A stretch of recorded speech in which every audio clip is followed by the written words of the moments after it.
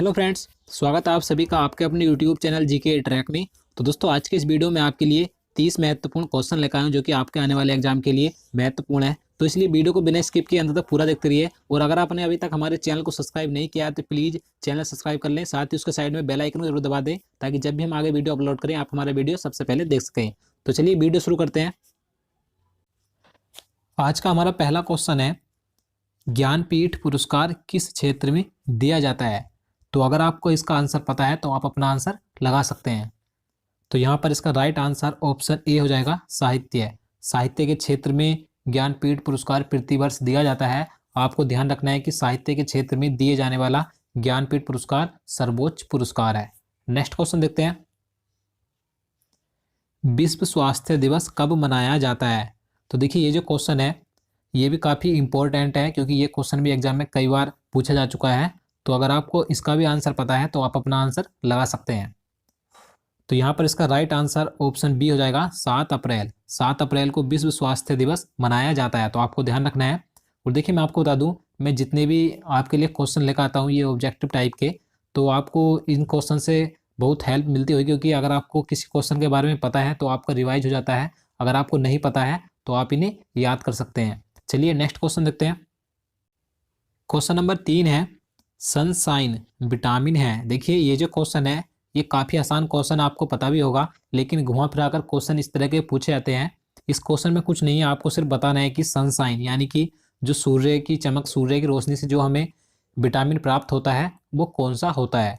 तो अगर आपको भी इसका आंसर पता होगा तो यहाँ पर इसका राइट आंसर ऑप्शन सी हो जाएगा, विटामिन डी। सूर्य से हमें विटामिन डी प्राप्त होता है, तो आपको ध्यान रखना है। नेक्स्ट क्वेश्चन देखते हैं, छिली हुई सब्जियों को धोने से कौन सा विटामिन निकल जाता है? देखिए, ये जो क्वेश्चन है ये रेलवे ग्रुप डी के जो अभी हाल ही में एग्जाम हुए हैं उनमें एक दो बार पूछा गया था कि छिली हुई सब्जियों को धोने से उनमें कौन सा विटामिन नष्ट हो जाता है या निकल जाता है। तो विटामिन सी नष्ट हो जाता है, तो यहाँ पर इसका सही आंसर ऑप्शन बी हो जाएगा, विटामिन सी। और देखिए, विटामिन सी का आपको नाम ध्यान रखना है क्या होता है, स्कर्विक अम्ल विटामिन सी का रासायनिक नाम होता है।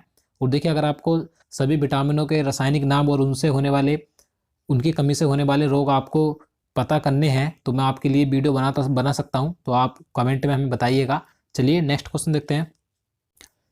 क्वेश्चन नंबर 5 है, केंचुए में कितनी आंखें होती हैं? तो आप भी इसका आंसर लगा सकते हैं। तो यहाँ पर इसका राइट आंसर ऑप्शन डी हो जाएगा, कोई नेत्र नहीं, यानी कि केंचुए में कोई भी आंख या कोई नेत्र नहीं होता है। तो देखिए, आपको ध्यान रखना है, केंचुए को ही किसान का मित्र कहा जाता है। नेक्स्ट क्वेश्चन देखते हैं, भारत संविधान के किस भाग में मूल कर्तव्य का वर्णन किया गया है? इस क्वेश्चन में बताना है कि भारतीय संविधान के किस भाग में मूल कर्तव्यों का वर्णन किया गया है।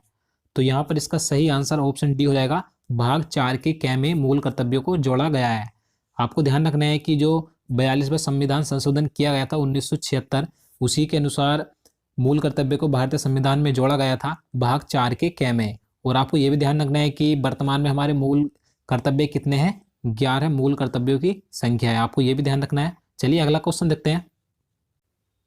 क्वेश्चन नंबर 7 है, संविधान संशोधन का संबंध संविधान के किस भाग से है? इस क्वेश्चन में आप बताना है कि संविधान संशोधन भारतीय संविधान के किस भाग से संबंधित है। तो इसका राइट आंसर ऑप्शन ए हो जाएगा, भाग 20। भाग 20 के अनुसार भारतीय संविधान में संशोधन किया जा सकता है। और देखिए, आपको अगर एग्जाम में पूछा जाए कि किस अनुच्छेद के अंतर्गत संविधान संशोधन किया जाता है तो आपको ध्यान रखना है अनुच्छेद 368 के अनुसार। तो आपको अनुच्छेद भी ध्यान रखना है। तो चलिए नेक्स्ट क्वेश्चन देखते हैं, हैजा रोग किसके कारण होता है? तो आप इसका आंसर लगा सकते हैं अगर आपको पता है तो। इसका राइट आंसर ऑप्शन बी हो जाएगा, जीवाणु, यानी कि जो बैक्टीरिया होते हैं जीवाणु, उन्हीं के कारण से हैजा रोग फैलता है। तो आपको ध्यान रखना है। नेक्स्ट क्वेश्चन देखते हैं, जोजिला दर्रा भारत के किस राज्य में स्थित है? देखिए, ये भी काफी महत्वपूर्ण क्वेश्चन है। तो इसका राइट आंसर ऑप्शन बी हो जाएगा, जम्मू कश्मीर राज्य में स्थित है जोजिला दर्रा। और देखिए, आपको एक पॉइंट और ध्यान रखना है कि ये जो दर्रा है श्रीनगर और लेह मार्ग को जोड़ता है। तो आपको ये भी ध्यान रखना है क्योंकि आपसे एग्जाम में ये भी पूछा जा सकता है। नेक्स्ट क्वेश्चन देखते हैं। क्वेश्चन नंबर 10 है, भारत सरकार का सर्वोच्च विधि अधिकारी कौन होता है? तो यहाँ पर इसका राइट आंसर ऑप्शन सी हो जाएगा, अटॉर्नी जनरल। देखिए, अटॉर्नी जनरल को ही महान्यायवादी बोला जाता है। तो आपको ध्यान रखना है कि भारत सरकार का सर्वोच्च विधि अधिकारी महान्यायवादी यानी कि अटॉर्नी जनरल होता है। और देखिए अगर हम बात करें कि महान्यायवादी की नियुक्ति कौन करता है, तो राष्ट्रपति के द्वारा ही इसकी नियुक्ति की जाती है, तो आपको ये भी ध्यान रखना है। चलिए नेक्स्ट क्वेश्चन देखते हैं। हल्दी घाटी का युद्ध 1576 ईस्वी में किन के बीच हुआ था? तो चार ऑप्शन आपको दिए गए हैं, आप इसका आंसर लगा सकते हैं। तो यहाँ पर इसका राइट आंसर ऑप्शन ए हो जाएगा, अकबर एवं महाराणा प्रताप के बीच हल्दी घाटी का युद्ध 1576 ईस्वी में हुआ था। नेक्स्ट क्वेश्चन देखते हैं। रेबीज के टीके की खोज किसने की थी? देखिए ये क्वेश्चन भी कई बार एग्जाम में पूछा जा चुका है, तो आपको जरूर ध्यान रखना है कि रेबीज के टीके की खोज लुई पास्चर ने की थी। तो यहाँ पर इसका सही आंसर ऑप्शन डी हो जाएगा। अगला क्वेश्चन देखते हैं।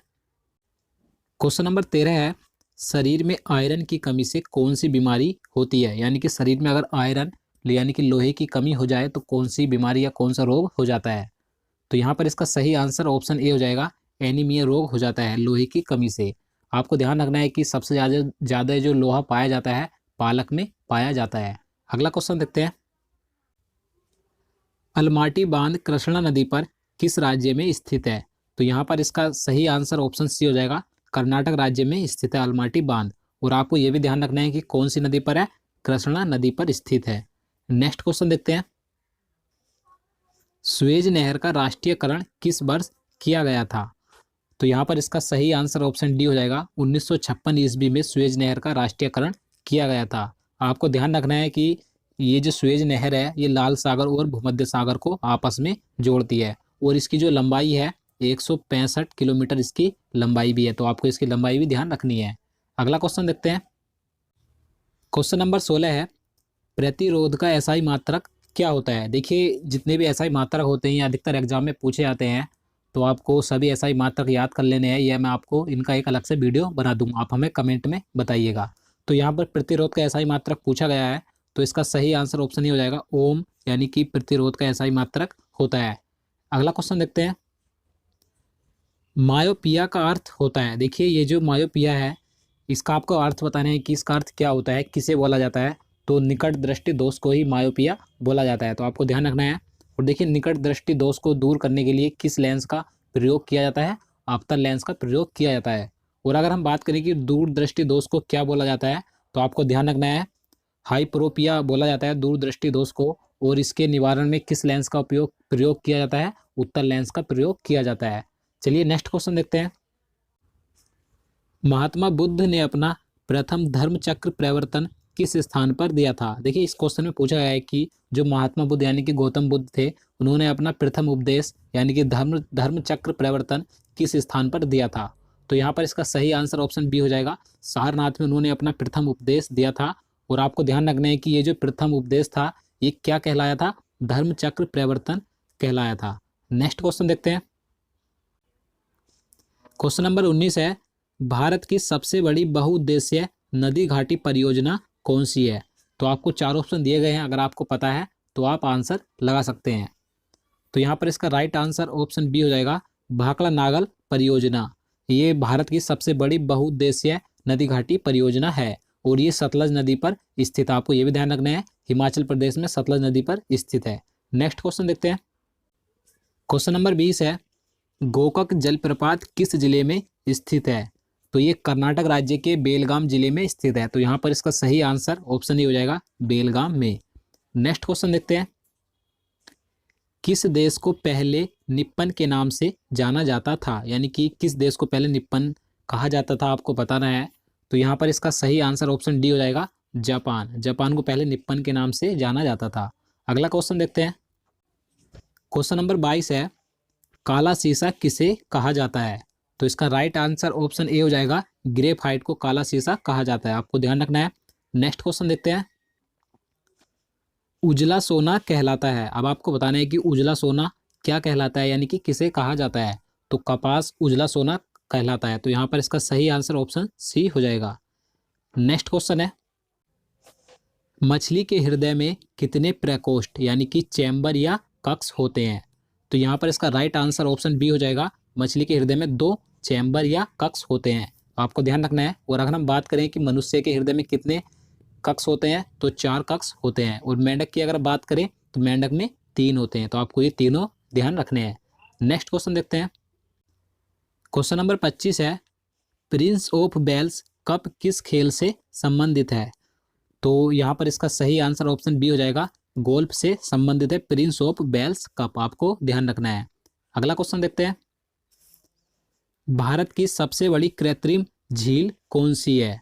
तो यहाँ पर इसका राइट आंसर ऑप्शन ये हो जाएगा, गोविंद बल्लभ पंत सागर भारत की सबसे बड़ी कृत्रिम झील है और ये यूपी के सोनभद्र में स्थित है, आपको ध्यान रखना है। अगला क्वेश्चन देखते हैं, क्वेश्चन नंबर 27 है, इंडिका किसकी रचना है? तो देखिए काफी आसान क्वेश्चन है, आप इसका आंसर लगा सकते हैं।